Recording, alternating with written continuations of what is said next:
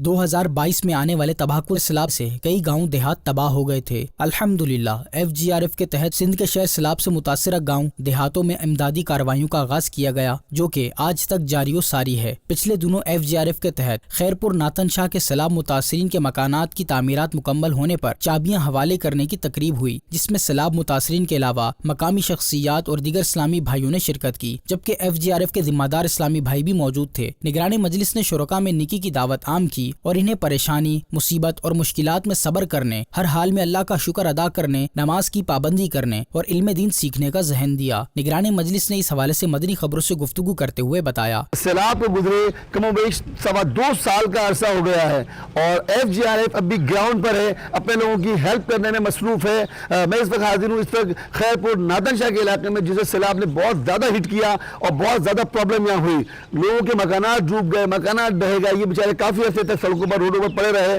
اور اب الحمدللہ ان کے مکانات بن گئے ہیں۔ آپ کو ان کے مکانات بھی دکھاتے ہیں کس انداز سے FGRF نے یہ کام کیا، ان کے مکانات بنائے اور اللہ کی رحمت سے اب یہ اپنے گھروں کے اندر شفٹ بھی ہو گئے ہیں۔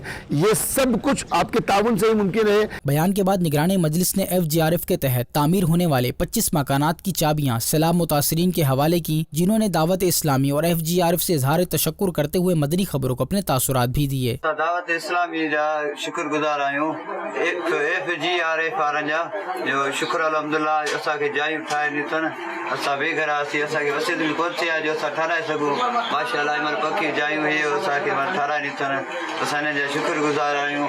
چڑھا اسا جا پٹ تے ویٹھا ان مولوی صاحبن کے لکھ رحمت لکھ احسان ان جا جو اسا کے غریباں جا زبردست ٹھہرائے ڈنوں۔ ہیر بچڑا اسا جا سکھیا ان ود مو ود اسا دعا پیا تھا کیوں